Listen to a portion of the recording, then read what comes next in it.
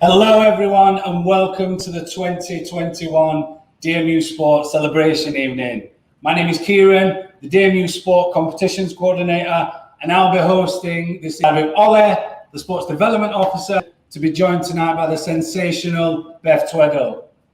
Beth is a British artistic gymnast who was the first female gymnast from Great Britain. She'll be telling us more about her sporting journey, and she will no doubt be showing up mine and Ole's presentation skills.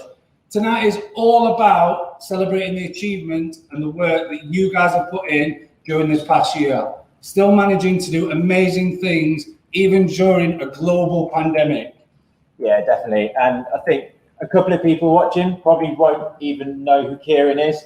And believe it or not, this is the first time we've actually met in person. So fingers crossed this sort of dynamic works. Otherwise, it's going to be a very long evening for everyone.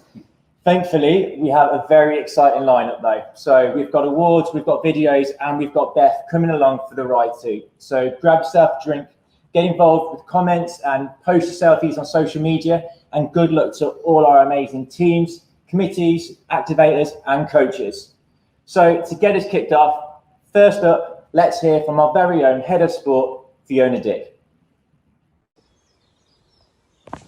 Hi everyone.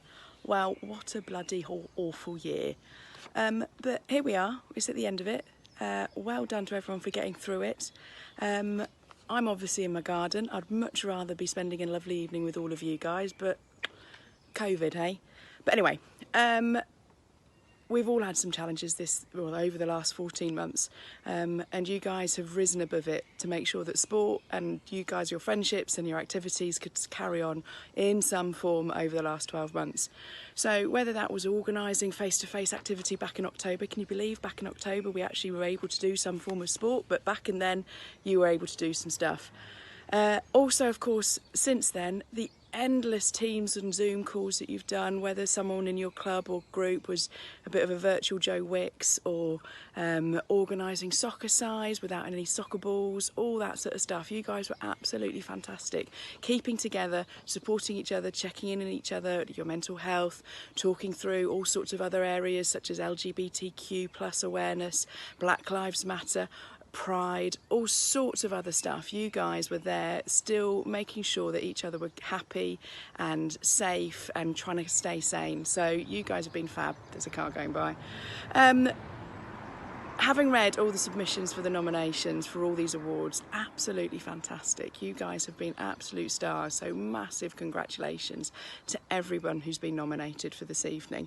I think you should be really proud of yourselves, and I really, really do hope that you are all proud of all your achievements over this past year, whether you've managed to go out for a run, whether you've organised lots of people staying active on Zoom, or whatever it may be. I really hope you can look back and reflect and be pretty happy with what you've all been up to, because it is pretty amazing endeavours that you've all been up to. So I'd also like to thank the Sport Advisory Group. They have had a number of calls with me, so and been really helpful and really supportive, checking and challenging everything that DMUsport does with us and also DSU. So thank you to all of those guys that I'm sure are watching tonight. And then last but no means least, a massive thank you to all the coaches, all the committee members, all the activators, all the instructors, and of course all the full-time staff in DMUsport. Without all of you guys, none of this is possible. You've all been instrumental in making sure that everyone is trying to keep as busy and active and moving as possible. So thank you so much, and have a really fab evening. Thank you. Thank you so much, Fiona. And just before we dive into giving out some well-deserved awards, let's take a look at some of the best bits from the past year.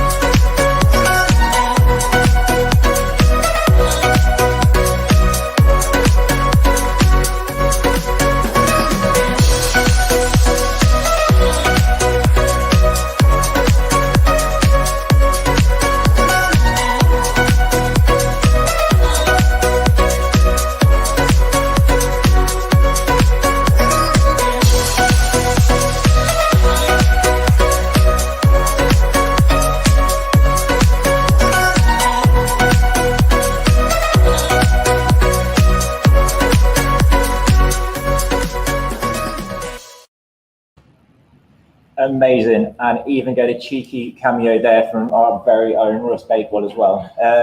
I very much kind of feel like a proud parent watching that video back. So it's kind of the stuff you guys have been able to achieve this past year has just been phenomenal. And you know, it's obviously not a fluke. We planned it by precision, but it is National Volunteers Week this week, so definitely all nailed down exactly to plan. But thank you to every single person that volunteers across DMUsport. As you can see from the video, it's inspiring to see everyone coming together through sport during the toughest of years, and you really should all be proud of yourselves. Yeah, definitely not a fluke, are they? And just one more thing before we get on to the awards and the celebrations. We really want to encourage you to get involved tonight. So pop a comment in the chat and let us know how we're doing, how me and Ollie are presenting. If we need some work, maybe roasting in the chat, or show us some love. We've also got Dave, our sport performance manager, checking our socials throughout. So upload your pics, upload your selfies, tag us in at DMUsport, and we'll be able to pop you on the screen throughout the night. Definitely, and I'll get in there before some people. You're going to have to apologise. Both of us are very handsy people and moving about. We're not signing. We're not doing some sort of rap battle. This is just our style. I'm so sorry. Also, throughout the evening, with all the social media engagements, we do have tickets to give away. Thank you very much to our partners, Leicestershire County Cricket Club. So we have pairs of tickets to give away to their T20 home matches in the coming months. So we will be looking at your posts, your tweets, and we'll use Beth later on in the evening to try and act a bit of a judge and give away some tickets throughout the night. So with all of that behind us and done, as promised, we're on to our very first award of the evening. So this is Coach of the Year. So this award aims to recognise DMU sport coaches that have gone above and beyond within their roles to encourage continual engagement of members throughout this year.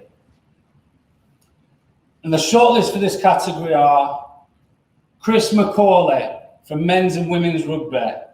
Now, Chris has been an incredible force throughout the entire pandemic, providing the communities of both clubs with consistent support, as well as each and every member in personalised ways, supporting not just individual sporting goals, but also their academic and career goals, and proper caring about them as a whole person. Chris has an incredible passion for rugby and advancing women in sport also, and really cares for pushing women's representation in what is, let's be honest, a very male-driven sport.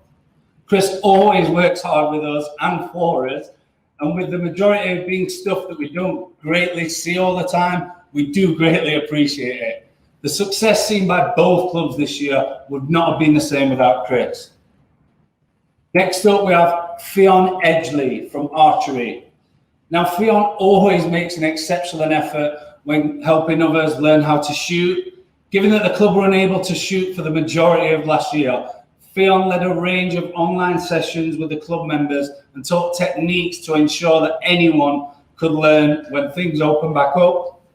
When coaching, she always listens and helps you find your shooting style rather than forcing her own style on you. And next up, we have Izzy Drinkwater for rowing. Izzy has been instrumental in maintaining the rowing club activity over the past few months during lockdown, engaging with all new members and providing support to help individuals better their skills, on top of being a friendly face to the whole club. Izzy has motivated members throughout every single lockdown and kept spirits high at every training session. She's fair and hardworking and makes sure that we make the most of each session whilst ultimately enjoying the sport that we play. The club would not have come out of the lockdowns with such a committed group of novices without all the support that she gave them. And last but not least, we have Martin Bastabo from Jiu-Jitsu and Self-Defense Sensei. Martin has continually created content to keep people learning and entertained throughout the year, and this has been especially difficult for combat sports. From creating fun yet informative videos showing the basic techniques, helping members to keep fit despite the circumstances, to arranging online quiz nights and exercise sessions. We all love a COVID quiz. He has ensured that we still have a strong number of people that are keen to join or continue to the sport once we can return.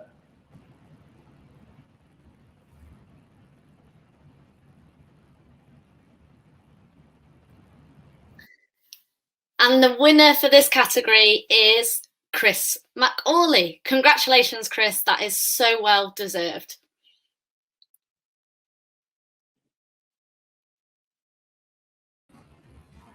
Incredible stuff. Yeah, massive congratulations, Chris. Now you've put quite an effort in this past year, so definitely deserved. So we go straight on into the second award for this evening, and this is for Inclusive Club of the Year. So this award recognises the club that has strived to create a welcoming and inclusive environment by proactively removing barriers for anyone and everyone to get involved.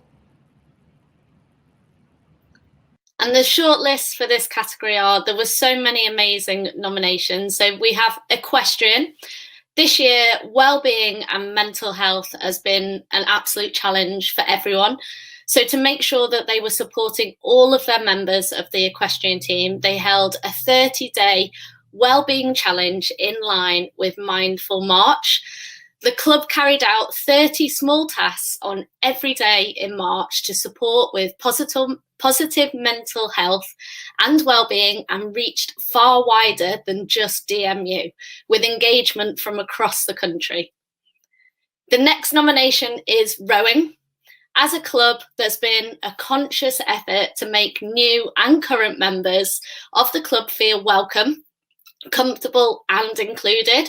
From celebrating Black History Month by spotlighting the Team Antigua Island girls taking part in DMU's LGBTQ History Month by posting declarations of inclusivity to the LGBTQ community, to developing their recreational team offer for their club and also sport, to feel like there's a place for absolutely everyone to enjoy rowing, no matter how much time that they've got to be able to commit to the sport. The next nomination was the rugby men's team. The club created a code of conduct that is now present in the DMU men's and women's rugby, outlining where they stand as a team on racism and any other form of discrimination. All members were asked to view the code and then sign a pledge. Following on from this work, one committee member from the club took part in an England Rugby University seminar about the work that he has undertaken within the club and the wider university, as well as ongoing discussions with De Montfort Student Union and DMUsport, pushing for an open discussion about discrimination in DMU sport. Members of the club have also held a session with Stonewall regarding the LGBTQ+ community, enabling the club to become more diverse and open than it ever has been before. The club also introduced Tuesday Offload for players and anyone on social media that wanted to join in and have an opportunity to talk and just support one another, which has been so vital over the past year. And the final nomination in this category is for the rugby women's team. This year, Rugby Women introduced the committee position of Diversity and Inclusion Champion to state their clear commitment to inclusivity within the club. All members were involved in a Stonewall training session to make sure all members recognise and challenge homophobia and prejudice behaviour within the sport and their team. So congratulations to all the nominees. I'm going to hand back over to the guys to announce the winner. Yeah, thank you so much, Beth. And I'm so proud to announce that the winner is men's rugby. Well done, guys. Awesome job. Yeah, massive congratulations to men's rugby. And I mean, I was a bit starstruck. We just had Beth Tweddle on screen. And then this guy rocks up. So, yeah, Monty's making a bit of a cameo. See if you spot his little appearances throughout the evening, as I'm sure he can be playing a bit of havoc with us all. And really just helping us, just focus and getting the job done. So that's great. Cheers, Monty. But yeah, men's rugby absolutely have put in a shift and then some this past year. Even went to the point of getting shortlisted for 5 national with the student RFU awards as well. So yeah, massive congratulations with the work the club have done this year. So as well as looking at what our sports clubs have been involved in this past year, We've also got a short video to show appreciation for DMU Active and the activators. And thank you to Tolu for pulling this together for us as well. Big shout out to that. Here we go.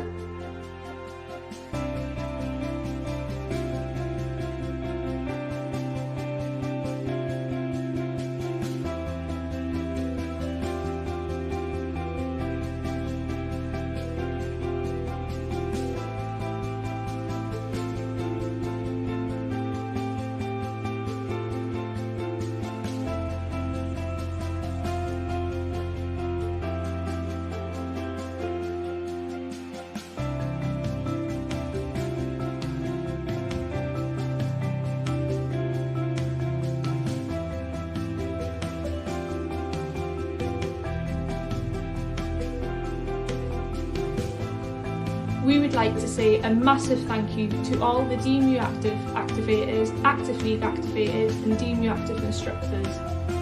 This academic year has been a difficult one, but it wouldn't have been as successful without all of you, so thank you.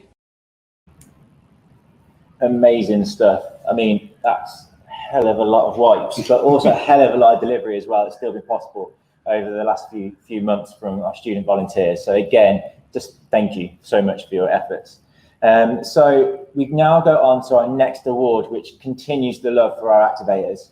And this is for Outstanding DMU Active Activator of the Year. So this award recognises the exceptional contribution made by an activator in delivering the DMU Active offer throughout the past year. Yeah, thank you. I totally agree. Like, some of the numbers there are amazing. Great to see our little cameo for our amazing Emily Fairnington as well at DMUsport. And the shortlist for this award are as follows.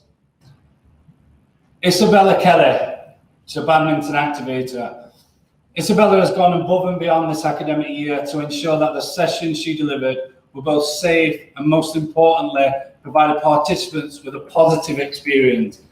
Badminton is frequently the most popular activity offered throughout DMU Active, and so faced so many challenges when in-person activity was possible. Back in October, Izzy was delivering 4 back-to-back sessions, 4, of 30 people, and had to clean all the equipment in between each one. It's a whole lot of cleaning. She's very passionate about inclusive sport and helping fellow students look after their well-being. Izzy has been a pleasure to work with, and she has now been an activator for 3 years, and down to her hard work with DMU Active, badminton participation levels have increased year on year. Next up, we've got Jessica McEvoy, sorry if I pronounced it wrong, who's soccer as activator. Jess has continuously delivered her sessions even when the country went into a lockdown and no face-to-face activity was allowed to be delivered. Every week, Jess delivered her Soccerised sessions via Teams and has really helped fellow students look after their well-being during these various lockdowns that we've been through. Throughout her virtual delivery, Jess has had to get creative because not everyone in the sessions that have been involved have had access to football. And then we have Philippa Blakely, our tennis activator. Back in October, Philippa had to deliver her sessions off campus to allow outdoor tennis to happen. From leading walking buses to Victoria Park to having to clean all the session equipment, Philippa ensured that the participants were safe at all times. Philippa has been a pleasure to work with throughout the whole year.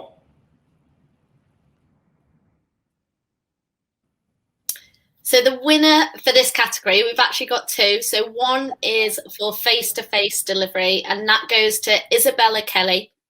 And then for virtual delivery, it goes to Jessica McEvoy. So congratulations to you both. Amazing work, making sure that people were still able to keep involved throughout this time.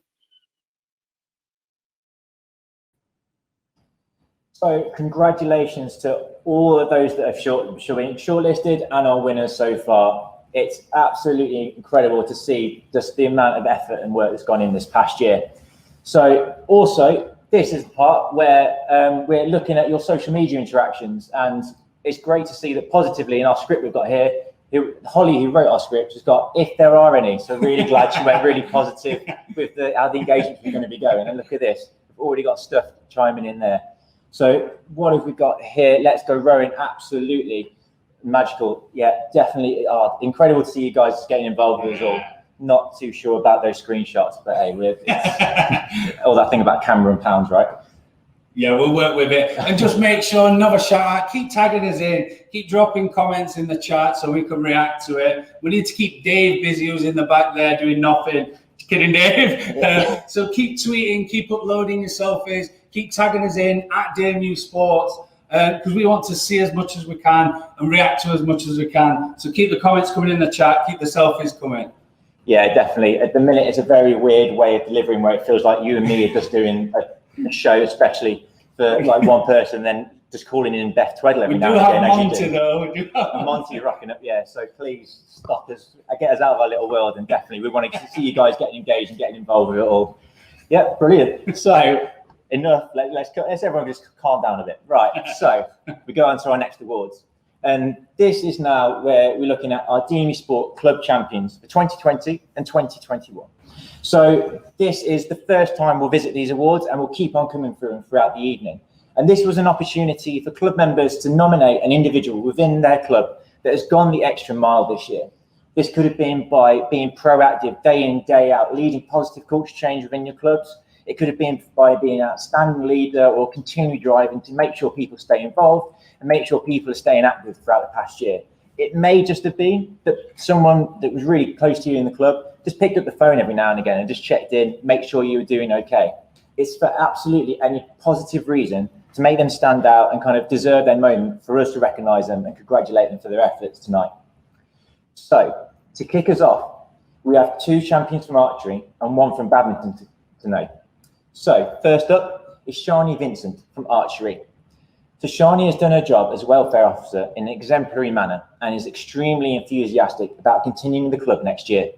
She's thinking in advance about what the club needs to survive and what needs to be done to prepare. She also stepped in to become a temporary social secretary for the first few weeks of lockdown and kept up the club's spirits throughout.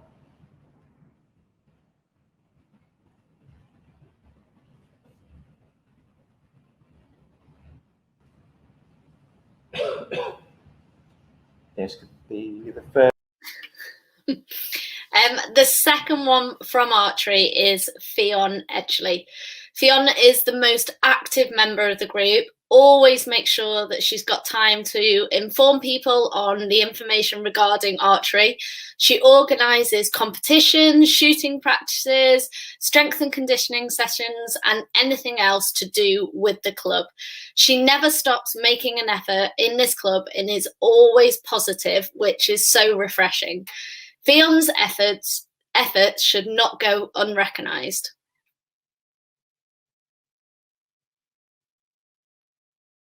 JD Leung.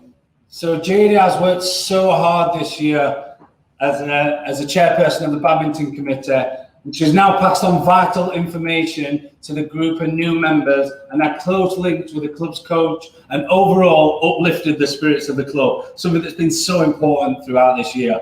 They're always particularly hard as the original chair to lead, So Jada was there to step into the role quickly and learn the job. She's demonstrated that she can be an organised chairman as well as juggling third-year dissertation work. She deserves the recognition for sure. Amazing stuff. Okay then, so we have got more of them to come throughout the rest of the evening. We'll be going through a number of clubs and being able to really recognise those champions and really shout out about the awesome work that we've been getting involved with.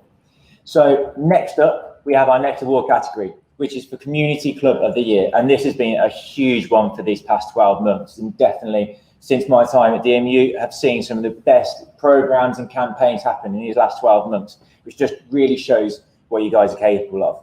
So this award aims to reward the club that have had the largest community impact across the last year.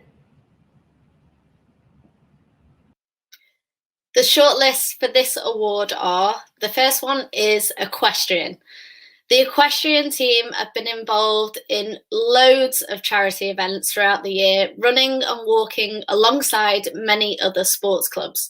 The club have also helped raise awareness for mental health during Mindful March with DMU Equestrian Minds, where they included as many different societies as possible. The first ever Mindful March DMU Equestrian 30-day Wellbeing Challenge ran completely virtually, and other clubs and universities were nominated each day to complete the challenges, emphasising the importance of looking after yourself and also others' mental health and well-being. Rowing is our second nomination. Rowing has made a huge effort this year to fundraise for charity, supporting those most in need during these hugely difficult times. Starting back in the final term of 2020, when the first lockdown resulted in the Bucks Regatta being cancelled. To bring together university rowers, DMU RC held a virtual Bucks Regatta where competitors ran 2K rather than rowing it. This managed to raise over £800 for Mind and had some of the biggest rowing clubs in the country competing. The club only had bigger aims in their mind, and from here joined up with Bath Spa University Rowing Club to create the Lockdown Regatta. This was the first national virtual rowing event organised by 3 students, all in a bid to raise funds for the NHS, which have obviously done a huge amount for this country over the past year. This event was even more successful than their first one and raised over £2,300, engaging more than 500 athletes from across the country, really showing that you can bring together a community even during a global pandemic. And obviously they couldn't race it in person. So congratulations to the rowing. And our final nomination is for the rugby men. The club identified several charities that were close to their hearts to raise funds and awareness over the past year. Breast Cancer UK, Young Minds, South Leicester Food Bank, Matt Hanson's Foundation and Movember UK. In order to support the Matt Hanson Foundation, South Leicester Food Bank and Young Minds, members joined together as a club to run, walk or cycle as many miles as possible, raising £1 per mile along the way. The club also forged close links with local rugby clubs to ensure that the pathways for all abilities of all players when activity was able to resume. So I'll hand back over to the guys to reveal the winner. Thank you so much, Beth. Beth Tweddle, everyone. Show some love in the comments. And the winner is for the Community Club of the Year, rowing. What a great effort, team. Congratulations. Well done. So as much as it's been brilliant how much everyone has done this year, considering the circumstances of that thing called coronavirus, it has also been a struggle for so many people. We asked Hassan Azad from the Leicestershire County Cricket Club to reflect on times when he had to overcome a barrier in life or sport and how he managed to get through it. And he said this.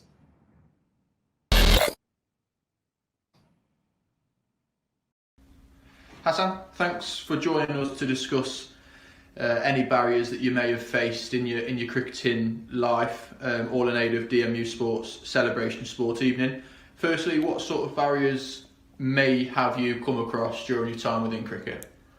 First of all, it's a pleasure to talk in aid of the DMU sports and So for me, I think coming up through the age groups, the biggest barrier I think was moving from Pakistan and trying to remodel my technique to adapt to pitches that did quite a lot more. I think as a youngster growing up in Pakistan, batting on quite nice flat pitches, I was used to flat pitches and using my hands, and had to sort of remodel my technique, and also tactically went from being quite a hard-hitting batsman to batting more conservatively and becoming a solid top-order batter.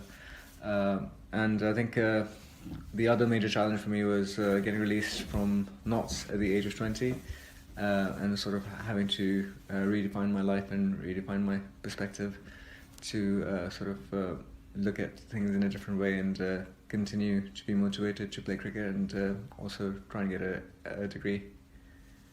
So once you were obviously released by knots, was that the indication for you to go and pursue a life outside of cricket alongside possibly keeping your cricketing ambitions alive as well?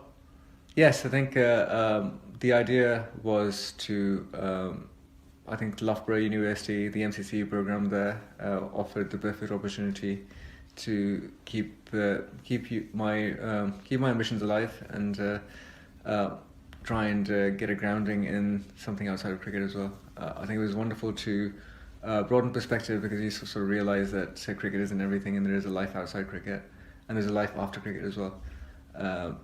But in terms of my cricketing ambitions, it was perfect because you sort of trained and played with quite a few talented young professional cricketers, and you saw the standard that they set, and it gave you something to emulate and try and get better at, whilst also giving you a level to see where you're at. But yeah, that was perfect, I think. So when you're a new starter at university, what sort of journey is it that you have to take in order to carry on playing cricket? What for those out there that may be in a similar situation to what you were in previously, how do they go about playing cricket alongside being a student as well? I think the main thing is discipline. I had to make quite a few sacrifices. Like on a day-to-day basis, uni cricketers have to put their goals first and sort of do what needs to be done, and then everything else came second. So for me, cricket came first. The degree was probably on a joint priority, and then the things that sort of fell by the wayside, or the things that had to take a back seat, were sort of socializing and the typical things that get associated with the student experience of just like having a party. I had to be quite dedicated to what I wanted to get to. And then once you're obviously taken part within the MCC fixtures, you played relatively well, played to the best of your ability. Did anything come from that in terms of interest from first class counties? Well, I think the main thing that those games achieved is you got to see where you were at. You got to play against first class counties, you got to play against first class bowlers on county tracks. And for me, scoring runs against those attacks on first class tracks gave me a lot of confidence. I think it gave me self-belief that I'd sort of having been released, I'd missed out on that self-confidence and that self-belief.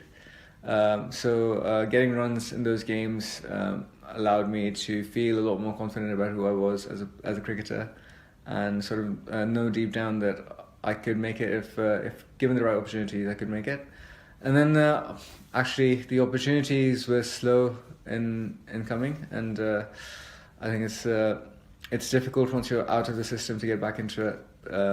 But the point is to just keep working hard at it, keep going, keep trying, and then eventually the opportunities came, and alhamdulillah, things went my way and managed to get myself an opportunity at Leicester. Thanks to Paul Nixon, who was head coach at the time, and Dips, who put me forward for a trial. And then further into your life at university, obviously because your course was 5 years long, the fourth and the fifth years obviously being sort of the precipice of the course you were studying. How difficult was it for you to balance work life? Because at this point you were on the verge of, if not already, a professional cricketer alongside your university studies. Yes, it definitely did get more challenging. Once I started to get trials, which meant that I had to take time off. I had to miss lectures for university games, but also for trialling around in different counties. And then being signed in my final year, trying to do a design project whilst playing cricket full time was definitely a challenge. I think I remember a game playing against Derbyshire at the county ground in Leicester, where my final project was due the same week. So I was turning up to play cricket at 9 a.m. The game would finish at around 6:30 to 7, and then I'd shoot straight off directly to the computer labs to join the rest of my group. Stay there until 3 a.m. and try and get a quick few hours of sleep before being back at the ground for 9. I mean, you're laughing about it. I can't imagine it was particularly easy for you physically, mentally, maybe even emotionally as well. Were there any ways that you had to deal with that? Any sort of things you had to impose on your life for you to be in order to sort of have that strict daily routine? I think it was the thing that really helped was having my family to support. And I remember my dad brought in a shipload of meals for the week, and I just kept them at the lab and used the microwave that was reserved for the PhD students. Just snuck my food into the PhD kitchen, and that meant that I had food to eat. So relying on my friends and family for help and support, relying on the rest of my group mates for trusting them to sort of do their bits, but also to they really helped me out in the final few days by covering some of the slack which inevitably had to happen. But in terms of discipline, I think it's just about being able to take it one day at a time, 1 hour at a time, and just trying to get through it. The other thing that I wanted to say was, at the time, I was living the dream. I just signed my first professional contract. I was playing first team cricket, which I hadn't imagined to be on the horizon, and I was just happy to be there, which made everything so much easier. Absolutely. Obviously, you just mentioned there that the sort of friendship element to it. Just how important is that for in daily life? Never mind when you're sort of pushing yourself to the limits in more than one aspect throughout your life. How important is it to have people there to be able to lean on and help you along your way? Absolutely. I think a social network, a group of people, whether they're friends, family, that you can talk to first of all, and that you can trust is what gets you through everything. It doesn't matter whether on the cricket pitch you could have a good day or a bad day, but those are the people who are going to be with you regardless. So and for me personally, I think having them there makes me feel secure that I could have a bad day at cricket. I could embarrass myself in front of 1,000 people, but the people who love me will be there regardless. So it does, at the end of the day, I care about it. It's important to me, but it doesn't determine my value or worth as a person.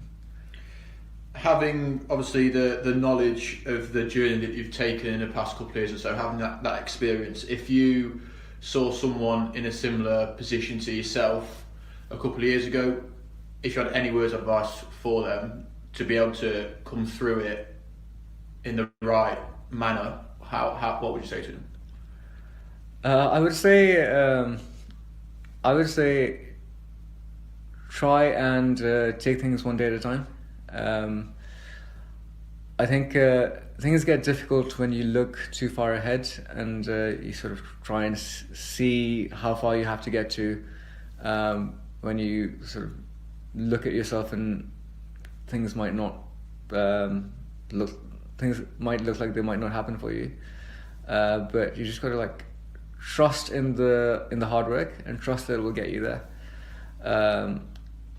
I think with that you also have to accept that it might not happen, but the process is important. I think the only time that I really struggled was when I sort of got despondent and thought that things might not work out. But you know, they did, and I know it might not have happened, and it doesn't happen for a lot of people. But if you don't put the work in those times, then it's a lot less likely. At the end of the day, you got to enjoy the process and just, I guess, appreciate the privilege of being able to go after your goals in the first place, which is, you know, something that not many people get to have.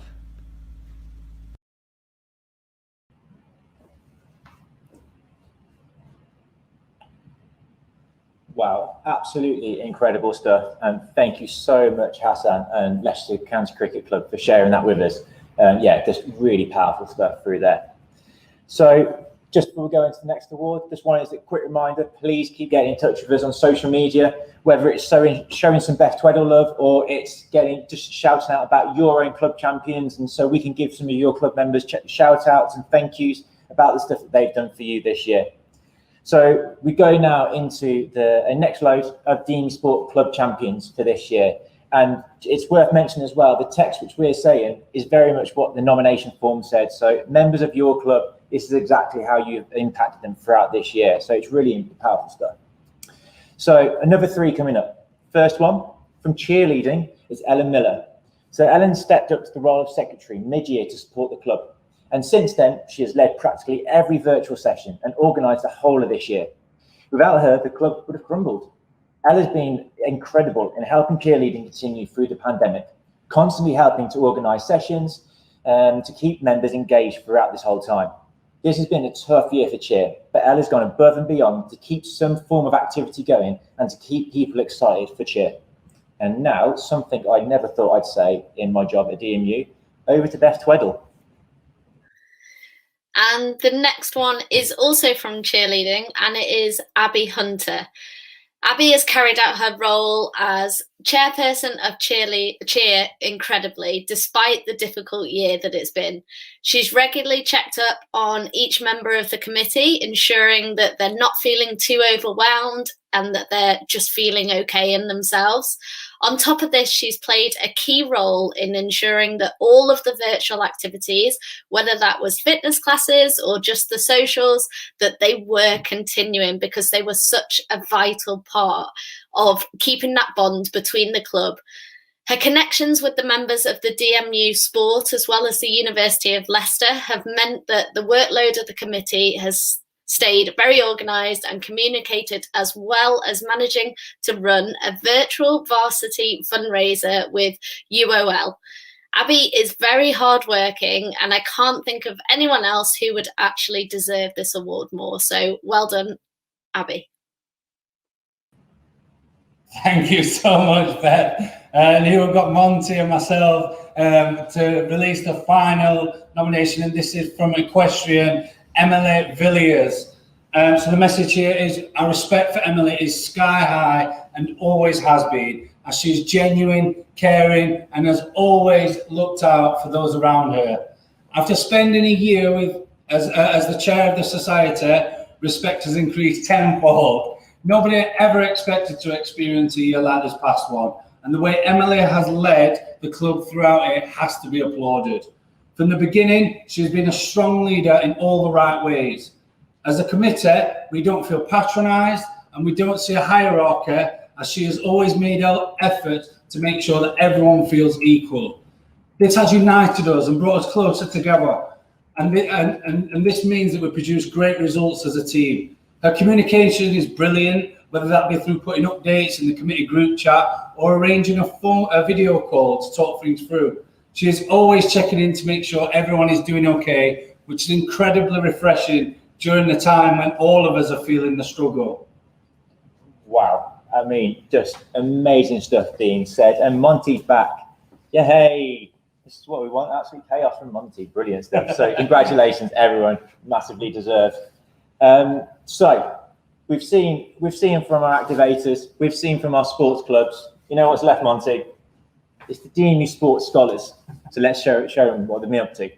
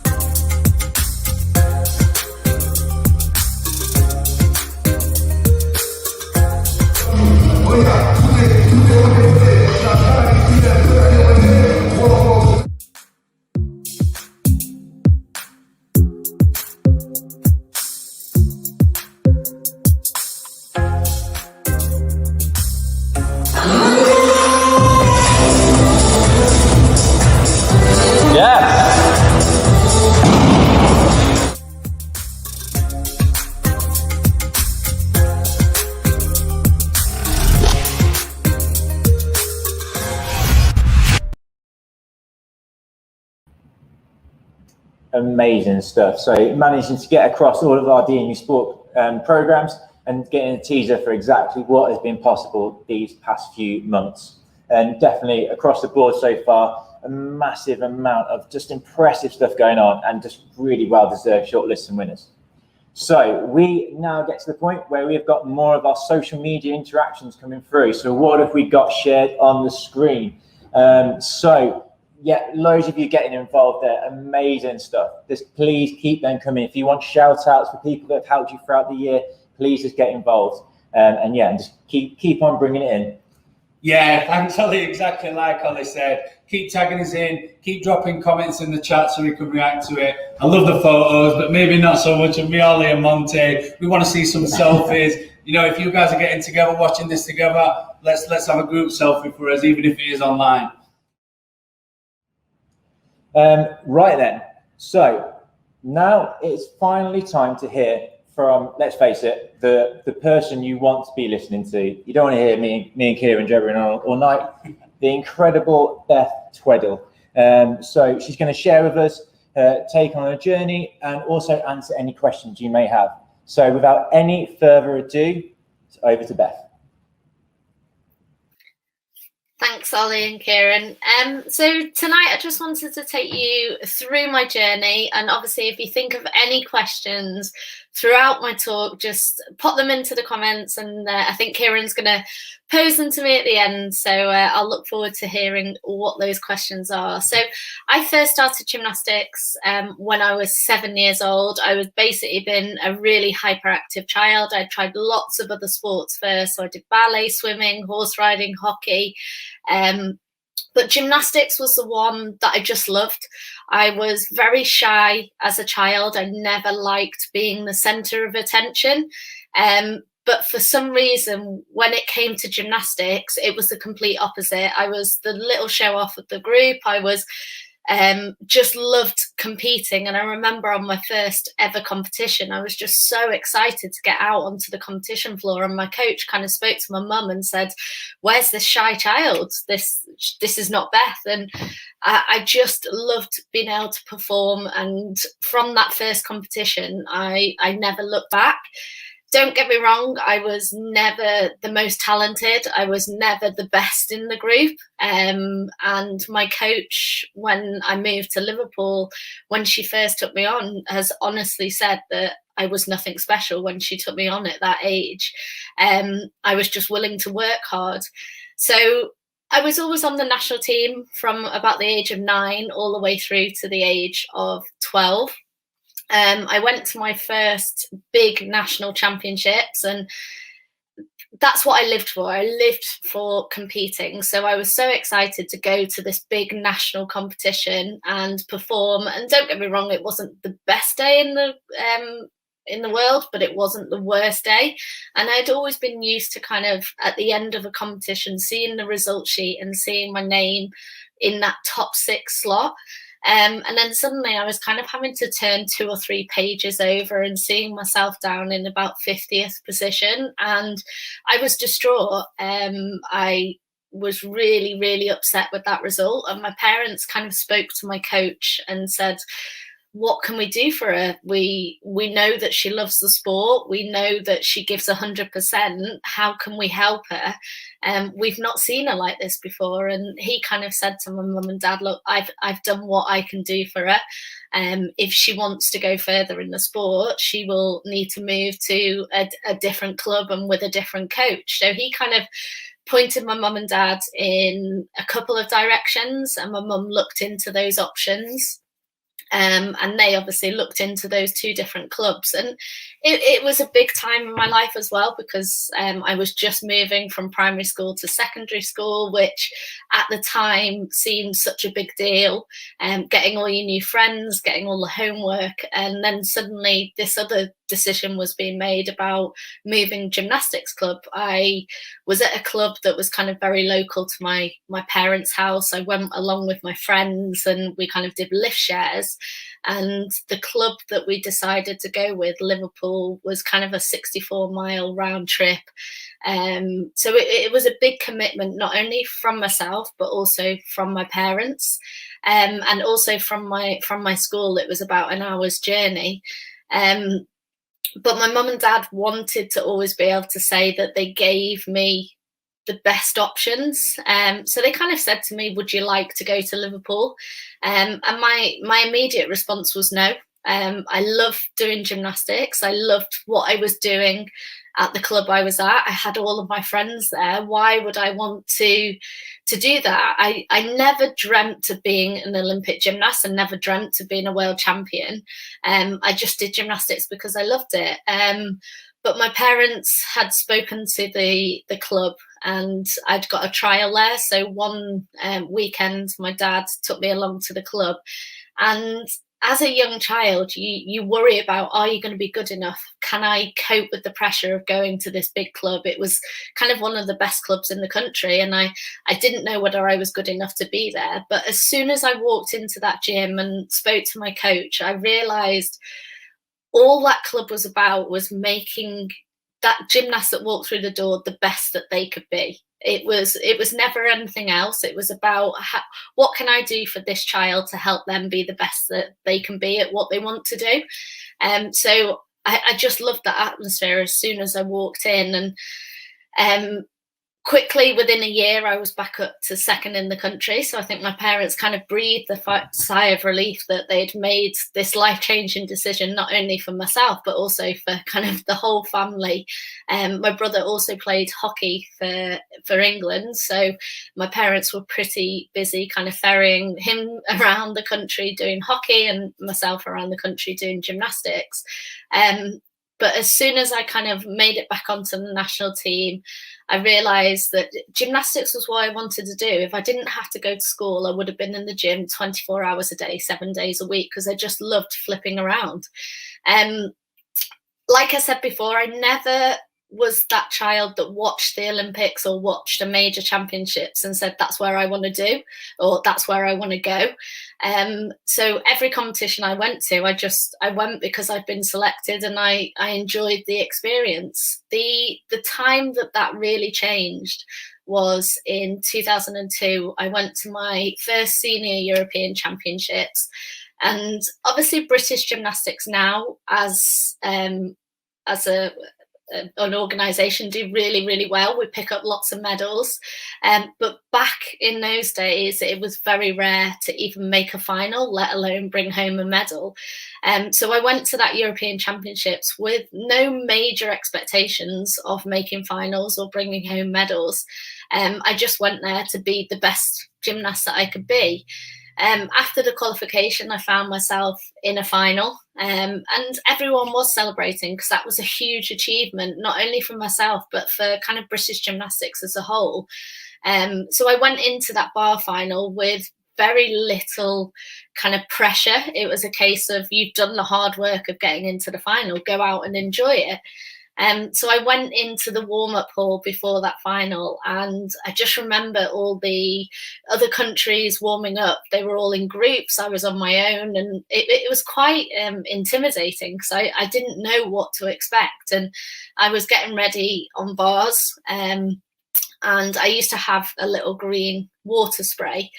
And after one of my goes on bars, my coach could see that I was getting a bit panicky, and she said, "What is up?" And I said to her, "I've lost my water spray." Now, some of you are probably thinking it's a water spray, but for me, this water spray was obviously how I prepared the bars. It was kind of a bit of a safety blanket, probably for myself more than anything. So I kind of looked around the gym and realised where it was, and my coach said, "Well, where is it?" And I said, "Well, Corkina's got it." Now, at the time, Corkina was the current Olympic champion, current world champion, current European champion, and she'd stolen my 99p water spray bottle. And she kind of looked at me and said, "Well, you know what you've got to do then?" And I said, "What's that?" Should I go and get it back? And I can honestly say that was probably one of the most nerve-wracking moments of my career, walking over to who was one of my idols and also one of the biggest names in the sport, and having to take back this 99p water spray bottle. Going into that final, I was first up. So I did my routine, landed it, and the score came up, and I was really pleased with it. And then I got to sit and watch a European final from the bird's eye view on the arena floor, watching some of the biggest names in the sport. And as it kind of went down the rankings, it was getting towards the end. I was sat in third place, and I thought, do you know what? Last gymnast to go, she's probably going to beat me. Fourth place in the European Championships. I'm happy with that. And then this girl fell, and I suddenly found myself in bronze medal position. And I kind of looked at my coach and said, "What happens now?" And she said, "Well, I don't know. No British female gymnast has ever won a European medal. So kind of follow number one and number two, and you'll make it to the podium." And that moment was very career defining for me, because it made me realise I didn't just want to be kind of the best in Britain. I wanted those medals on a European stage, on a world stage, on an Olympic stage. So I had 2 years to go leading up to the Athens Olympics. And for any athlete that has the Olympics a part of their sport, it's a dream come true to be able to make that team. I worked as hard as I could to make that Olympic team in 2004. And I remember getting that selection letter, and it was just the best feeling in the world. And everyone says, what's the best part of becoming an Olympian? And I can honestly say was picking up the kit. The amount of free stuff that you get given is amazing. Suddenly everyone's your best friend because they want t-shirts, etc. But it was just an incredible moment to kind of put that Team GB tracksuit on and realise that that dream has come true of representing Team GB. I flew out to Athens to become an Olympian. I flew home from Athens wanting to become an Olympic medalist. I was first reserve for the final, so I had to go through everything as if I was competing and then just sit and watch everyone compete.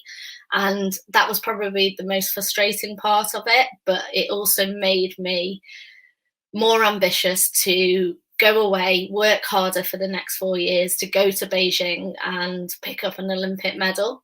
For the next 4 years, that was the one aim, was to win that Olympic medal in Beijing. I would be 23 years old. I could retire from the sport and kind of move on with the next step of my career. Plan A never happens. Always have a plan B, because the next 4 years were successful. I went into Beijing with the world's hardest routine. I got into the bar final. I did the routine, and as I landed my dismount, I took a step. That step cost me everything. That was my Olympic dream gone. And I can still remember that heartache of that night. Literally having to go through press conferences. How does it feel to finish fourth? And the honest answer that I kept giving was, well, it's amazing. No British gymnast has ever qualified for a final, so to finish fourth, it's amazing. And then I got on the Olympic bus to go back to the village, and it taken me so long to kind of go through media, etc., that it was just literally myself and my coach on the bus. And she said, "I've heard all of your answers in the press conference. What's your real answer?" And literally, I just broke down. I couldn't speak. I said to her, how could I have worked so hard to have it taken away by 0.025? That was the difference between me and third place. And for 2 weeks, I can honestly say I hated the sport. I just didn't know what to do with myself. I'd worked every moment I possibly could to go to that Olympic Games, and literally 0.025 was what separated myself and that dream coming true. I flew home from Beijing. Team GB as a whole had done absolutely incredible at that game. So as soon as we landed in Heathrow, there was a huge media frenzy. Everyone wanted to congratulate you. And in my head, I didn't want to be congratulated. That's what I hadn't gone to Beijing to finish fourth. I'd gone to Beijing to pick up an Olympic medal. So to have everyone kind of saying, well done, it was so hard. So I came home and spoke to my best friend and just said, how quickly can you get time off work? I need to go on holiday. I need to get away from all this. And my coach has honestly said, since I retired, she didn't know whether I'd walk back in the gym after that competition. She saw how upset, how disappointed I was.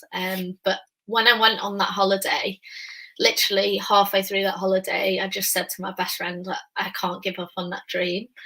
And she said, I knew that, we know that, everyone around you knew that, but we just needed you to have that time to switch off and to come to that conclusion yourself. So literally I spoke to my coach and said, I want to continue. The next Olympics is in London. I would love to obviously compete in Olympic Games in front of a home crowd. But I never openly said that to anyone. It was only kind of a conversation between myself and my coach about going to London, because in my head, I just wanted to do short-term goals to be able to get to that long-term goal in London. So every 6 months in gymnastics, there is a major tournament, whether it's a European Championships, a World Championship. So I kind of had a really lots of short-term goals to be able to allow me to continue into London. Having listened to an interview I did, it was about 3 hours after Beijing final, the BBC asked me, will you be in London? And I just laughed at them. I said, you're joking, aren't you? I'm 23 now. There's no way I can compete when I'm 27 years old. And that just kind of shows that if you want something and you're willing to work for it, you can truly achieve it. So for the next 4 years, London was that long-term goal with all the short-term goals in between. And do you know what? It was the most successful 4 years of my career. It was the best decision to have continued after Beijing. It was the hardest decision, the hardest moment of my career, to be able to kind of pick yourself up from that heartache. And I always wanted to be able to turn around in London and say, I tried, rather than I wish I'd tried. So for the next 4 years, I continued. became triple world champion, 6-time European champion. And literally, as soon as that clock struck midnight going into 2012, my phone just went mental. This is your year. This is the one. And I felt like just messaging everyone back saying, give us a break. Like, come on, I've still got 7 months till the games even start. To win an Olympic medal, I knew I needed to do something different. So I'd been training a dismount for about 6 years, but I'd just never been able to put it into my routine. So I made a conscious decision after the 2011 World Championships, which was in the October, that I was going to give it everything to do that dismount in London. So I literally started on my Olympic routine as soon as I flew home from those World Championships, which that's not that normal. Normally you would start the routines kind of in the new year. But I was so determined to have that wow factor for London and to know I'd given it everything to win that Olympic medal. So in the February of 2012, I debuted that routine. It went really well. It got a great result. So I knew that that was my routine, and I just had kind of a few months to consolidate it into London. Again, plan A never works. I woke up, I was training one day in April, and I just said to my coach, my knee doesn't feel right. So we saw the physio straight away. Luckily, the doctors were on site as well. They said, as a precaution, because you're going to Europeans in a couple of weeks, let's just get you scanned. And literally an hour after the scan, I had a phone call from my doctor to say, you've torn the meniscus in your knee.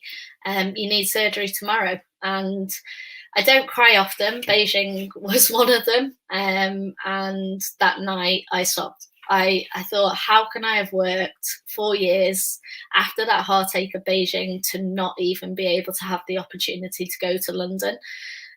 So for the next kind of 24 hours, I felt a bit low. I was obviously stressing about it.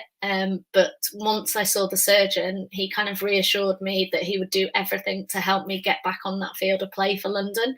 And he true to his word, he did it. The support network was crucial during that time. Literally, my friends, my family, they dropped everything to help me prepare for that Olympic Games. I went from being 2 weeks away from competing at a European Championships to learning how to walk.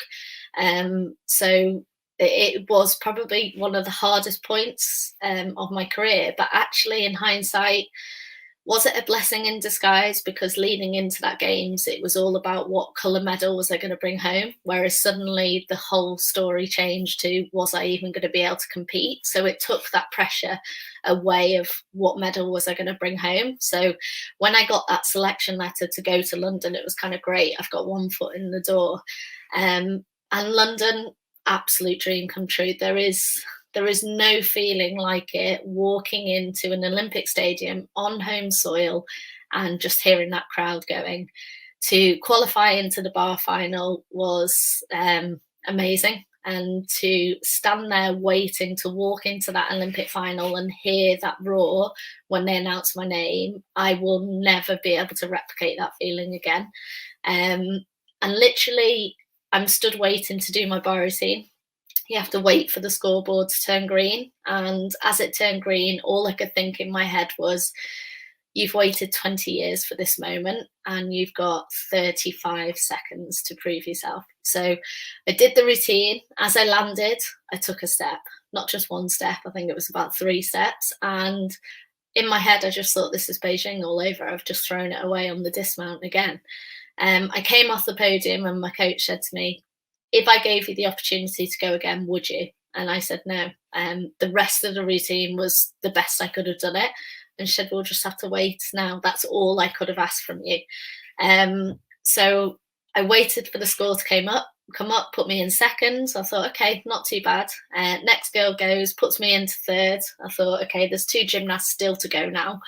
That's not a great sign. The next girl goes, leaves me in third, and the final gymnast to go was Gabrielle Douglas. And for anyone who's not a gymnastics fan, she had just won the all-around Olympic title. She's 16 years old. She'd also won the team gold title. So she was 16, she had 2 Olympic gold medals. I was 27, no Olympic gold medals. And I just thought, come on, give the old lady a break here, let me have a medal.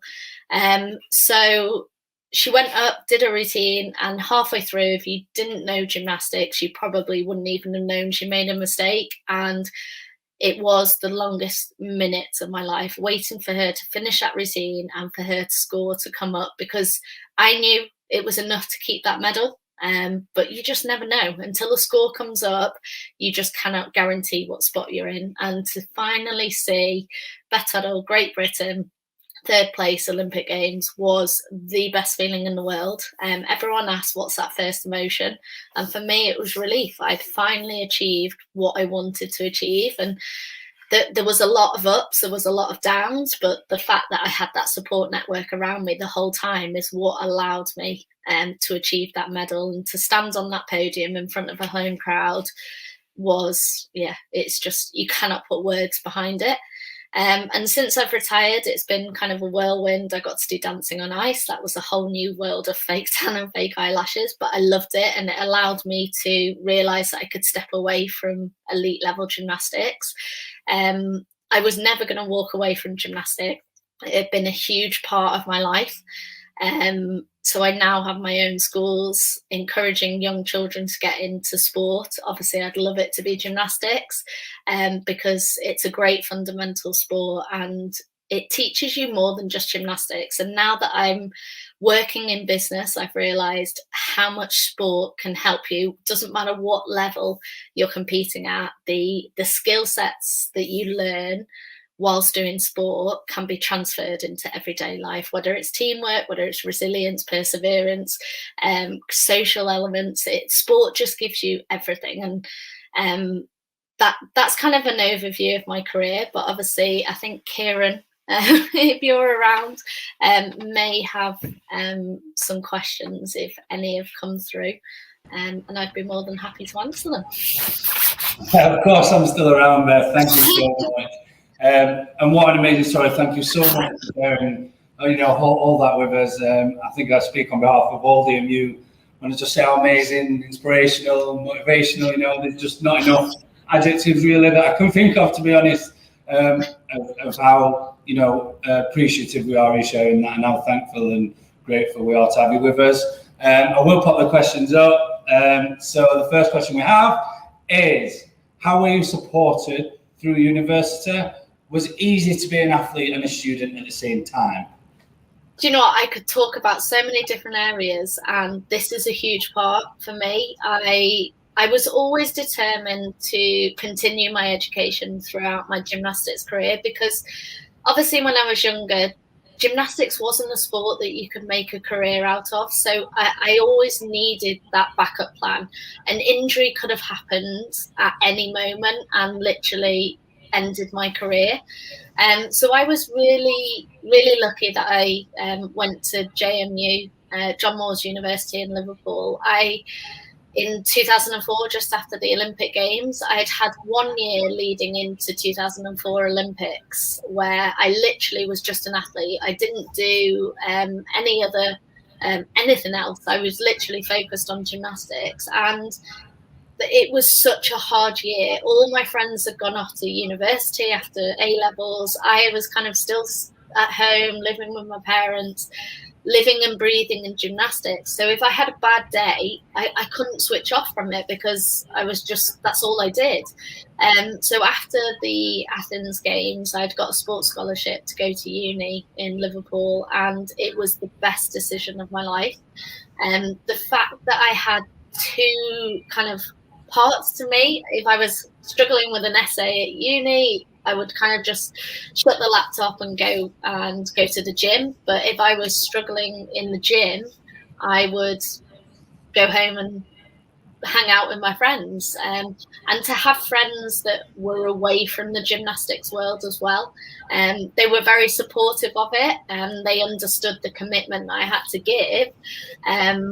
But it allowed me to kind of switch off as well. But John Moores were amazing. They supported me in every way that I could. I literally had my finals the next morning after a European final. So I did a European floor final on the Sunday afternoon in Amsterdam. Literally picked up my medal, jumped on a flight home, and did my finals the next morning. But they'd obviously put scenarios in place that if the results weren't kind of what I'd been showing during my time at uni, they would give me kind of compensation for that and allow me to retake the results. Luckily, I didn't need it. But I think the one thing is, yes, it is hard. I'm not gonna lie. There was moments where there was hard fitting in my gymnastics and my education.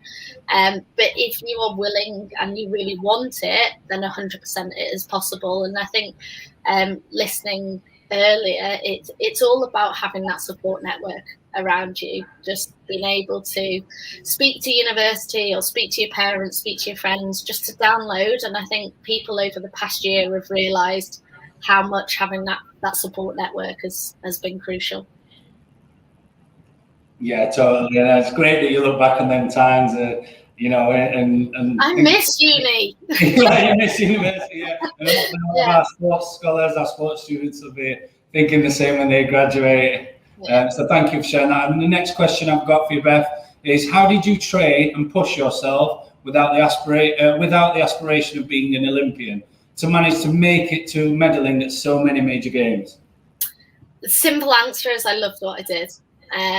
Quite a few coaches around the world. Obviously, gymnastics was primarily known as a sport where you were a lot younger. I mean, I was the first non-teenager to win a world title, and I was 21 at the time.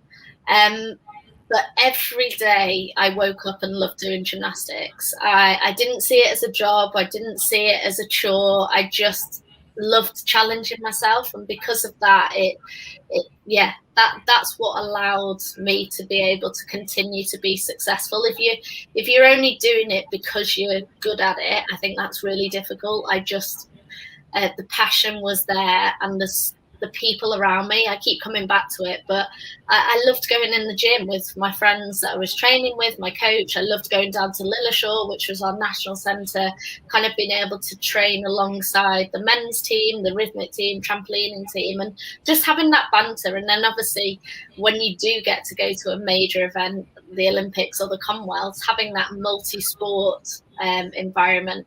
I was lucky enough at JMU, I'm sure it's very similar at DMU, is that sports union, and just kind of having it was slightly different because we didn't have a gymnastics team, so I just kind of tagged on to another team and pretended I was part of them. But yeah, I loved competing. I did the books as well.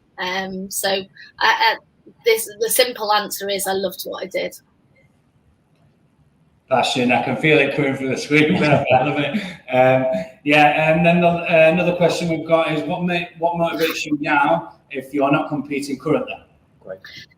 That's a really interesting question, because yes, I loved what I did as a gymnast and I have so many fond memories, but I spoke about before that I've got my own company doing recreational gymnastics, and to see the smile on that child's face when they do their first forward roll, or they've been trying to do a skill for the first time and then literally they've done it and they've run out to their parents or grandparents, whoever's picking them up, and they're like, guess what I've done today? And it is just the most satisfying moment to know that you're having that impact on such a young child is amazing. So that's definitely what motivates me now, is allowing youngsters to kind of aspire to reach bigger and better things as well. Yeah, absolutely. And what an opportunity for young people to have someone like yourself, guiding them through. I'm sure they're grateful as well. And then the last question, I think, is how do you cope with scoring being judged by people and not a fixed measure every time? It is draining waiting for your score? Do you know what? I think I never really thought about it, because from 7 years old, that's what I did. I never knew any different. I did my routine. Some days I thought I was hard done by, and other days I looked at the score and thought, wow, you're being generous, because I definitely didn't deserve that score. the hardest part is definitely waiting, because you can't influence it. Once you've done your score, done your routine, it's out of your hands. And then also the hardest part is then waiting for everyone else. So 2009 World Championships, I'd had an absolute nightmare in qualification on bars. I'd kind of been tipped to win a medal on that piece of apparatus, and I ended up in the floor final. But I went up first, did my routine, I was happy with it, and then literally had to sit and wait for 7 other gymnasts to go, and 7 gymnasts later I'm world champion. But I had to wait probably 45 minutes to find that result, and there was nothing I could do about it except for sit and wait. And literally you've got cameras in your face waiting for your result every time another gymnast scores come up, and it's kind of like, you don't want to react with a big smile because you know you've stayed in first, but you also don't want to look disappointed. So it's really difficult. Yeah, thank you so much. I mean, you must have nerves of steel. 45 minutes there, a long time to be waiting. Thank you so much, Beth, for sharing your story and reacting to our questions. I know I keep saying this because I mean it so much, but we feel so appreciative that you're joining us tonight. And thank you so much. And I know, we all think the same. So I'm definitely speaking on behalf of everyone at DMU there. Thank you so much. And next, I think we have a few social media shout out. So I'm going to go over to Ollie, who can shout these out for you. Yeah, absolutely loving these posts. We've actually proved how you're wrong, and we've got engagements that we can keep on, even just adding into the schedule. So it's amazing to see everyone getting involved.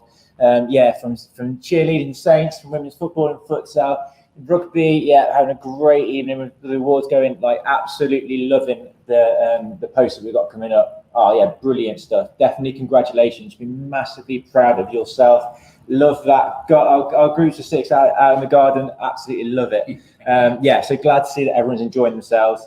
And just absolutely, please keep them coming. If you want shout outs to thank your teammates, if you want to just show us what you're doing, how you're celebrating kind of end of the term and end of the year we've got through, then please just get in touch, and we are here for the next few minutes. So next up, we come to our next round of the DMUsport Club Champions.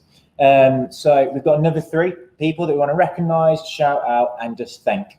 So first up is from Jiu-Jitsu and Self-Defense. It's their sensei, Martin Bastable. So Martin has been a great sensei for many years, both as a teacher and a friend. His encouraging and friendly nature has resulted in many achieving their desired belts and gradings, as well as friendships made through the social side of the club. He's remained positive throughout, despite this lockdown preventing sessions for over a year now. His passion and efforts for his job is clear, which is why he deserves this award. Congratulations. And over to Beth for the next one.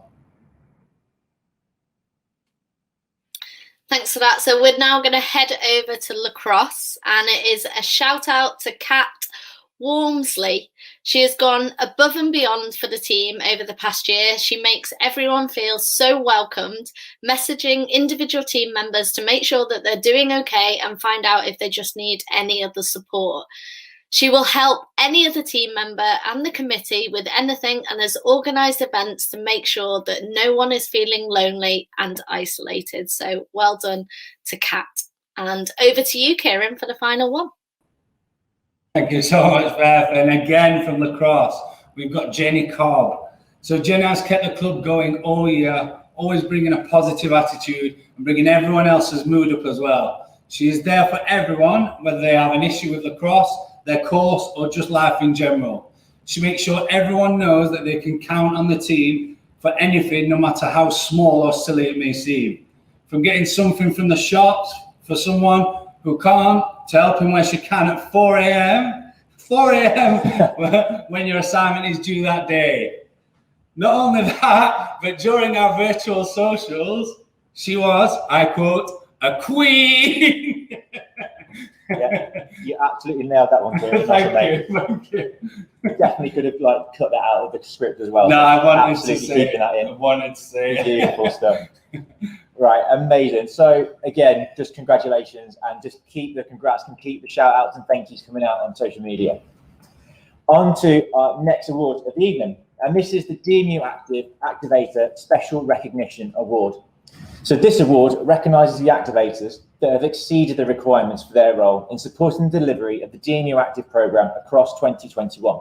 And we have 2 awards available for this category. Thank you, Ole. And the shortlist for these awards are Alicia Kramaj, who's our fitness activator. Alicia has worked hard this year to support the DMU community to look after their well-being, and she has done this through her session delivery, but went above the call of duty to proactively plan and film a range of fitness videos where she took participants through exercises and workouts step by step. Next up, we've got Sam Healis, our basketball activator. Sam started out the year as a 3-on-3 basketball league activator, so has been unable to deliver any activity this academic year. But this hasn't stopped him from getting involved and doing his bit though. He has helped with the delivery of the DMU Active face-to-face basketball sessions and the men's basketball club sessions when they were able to take place. He has also helped to increase DMU Sport image bank by taking diverse photographs and videos at the DMU Active basketball sessions. Sam has also volunteered to represent DMU Active on the Sport Advisory Group, which has done fantastically and has helped with the planning and delivery of the Activator Catch-Up and Insight meeting. All right. And last but of course not least, we've got Sarah Alvish Daish Tribuna, who's our volleyball activator. When face-to-face delivery was able to take place, Sarah attended a range of sessions in order to take photographs. This was not asked of her to do, but she just volunteered her time. The photographs that Sarah took were fantastic and were up to a professional level. And as a result, us at DMU Sport now have this imagery to increase the virtual engagement across the social media platforms in our department. Sarah has ensured that she took diverse photographs completely through her passion of being inclusive and diverse in sport, allowing DMU Sport to diversify all our image bank.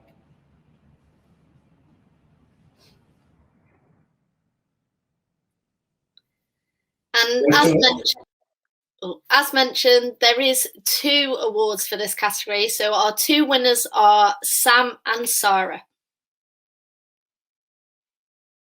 Back over to you guys.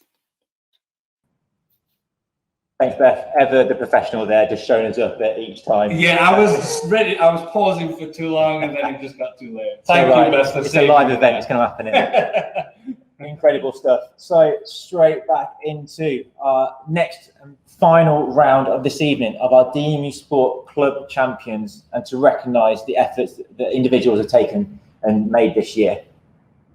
So over to Beth.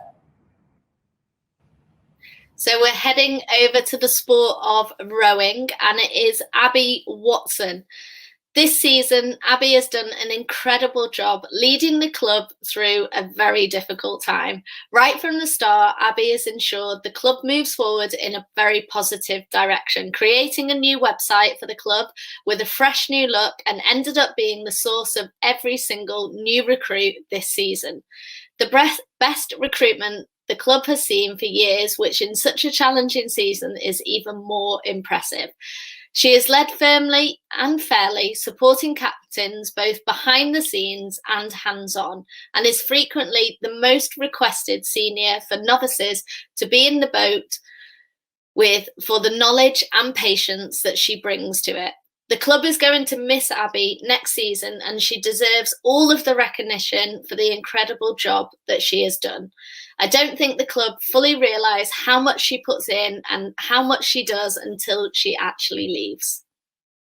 And finally, from men's rugby, it's Ben Duke. So Ben has gone above and beyond this year, organising all the work that the club have undertaken this year, both internally and externally. He has been the main driver in pushing the club to become more diverse, promoting the mandala and stonewall training for everyone, whilst also leading the way on the amazing charity work, as well as the Tuesday morning offload chats. Well done, Ben. Absolutely love that. And so where we go next is, just like our partners, Leicester County Cricket Club, we also went over to Leicester Tigers and posed the question, to some of their players of how they have overcome any barriers in life or their sport, and this is what they said to us. Hello, I'm Jaakko Tauta, and this is a time where I've had to overcome a barrier in my life or in sport.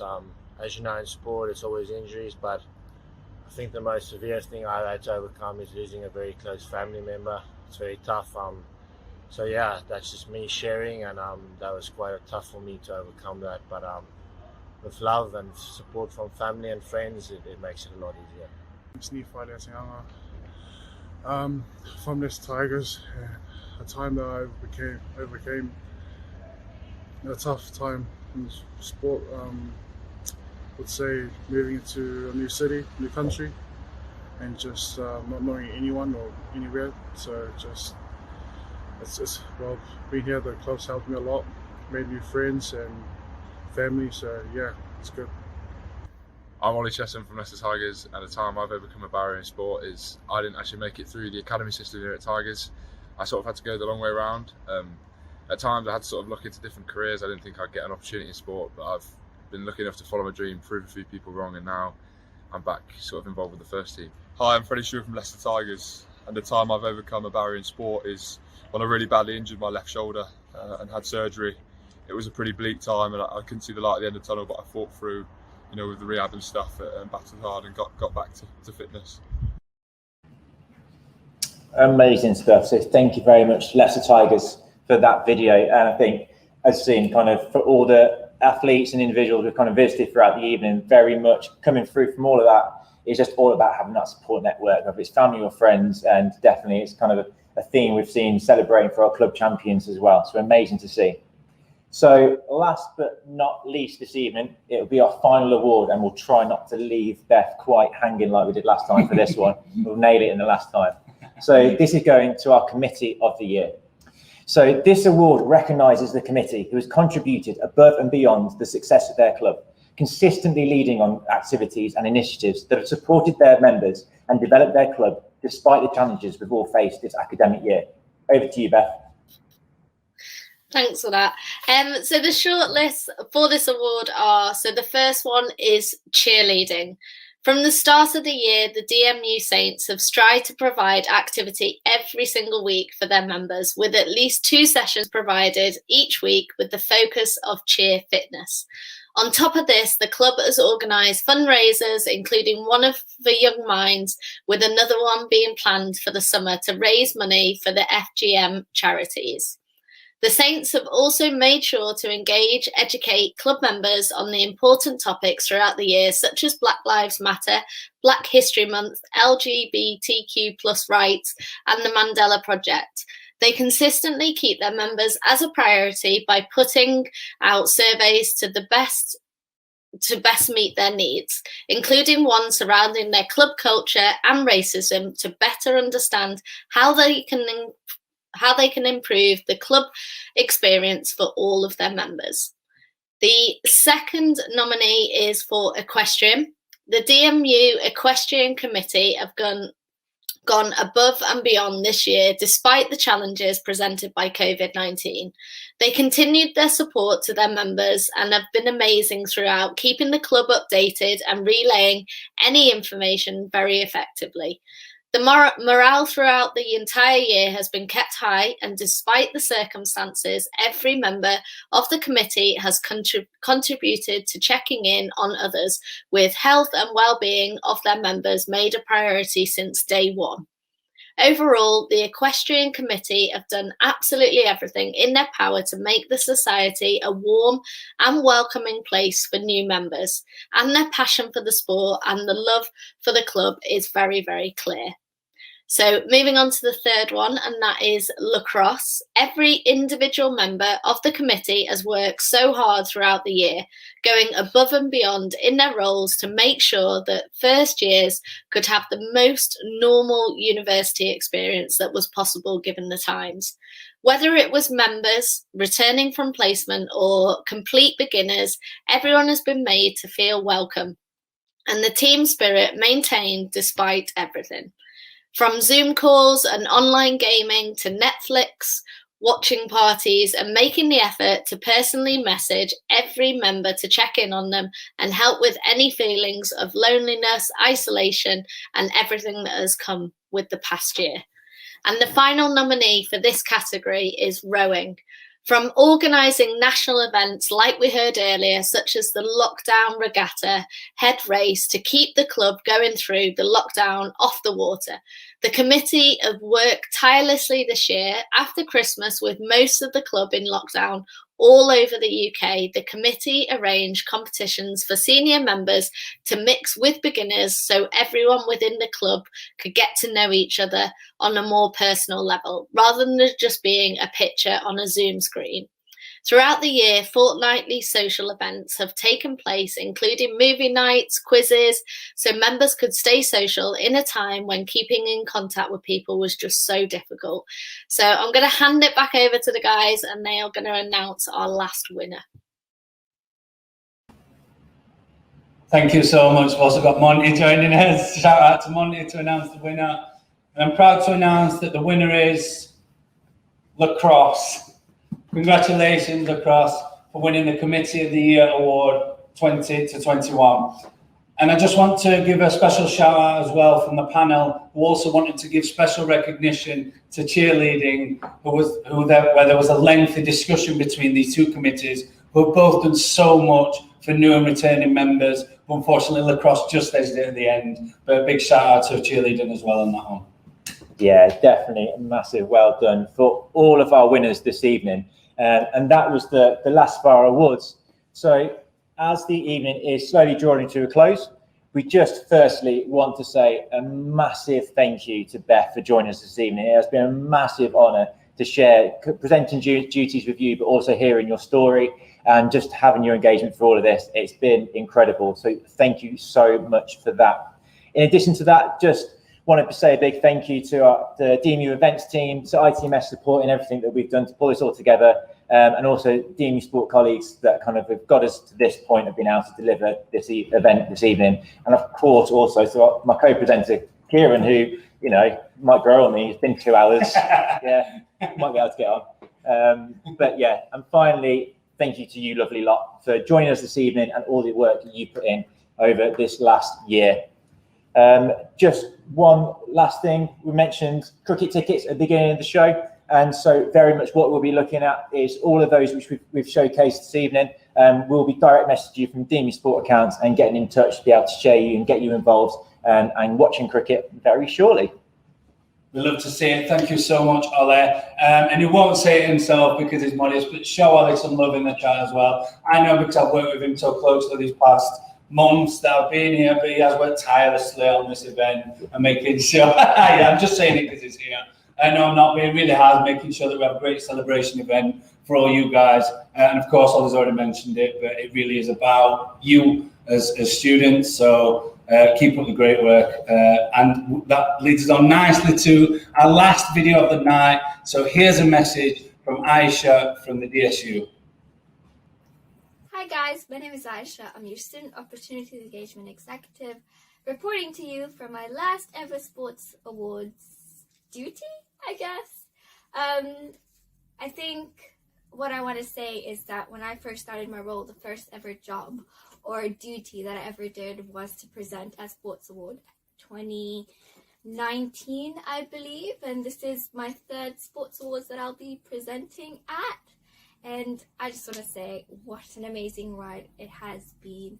And I know that's the same feeling for a lot of you, a lot of our sports committee members, team players, coaches, staff, and everyone who was part of DMU Sports cannot say anything bad about it.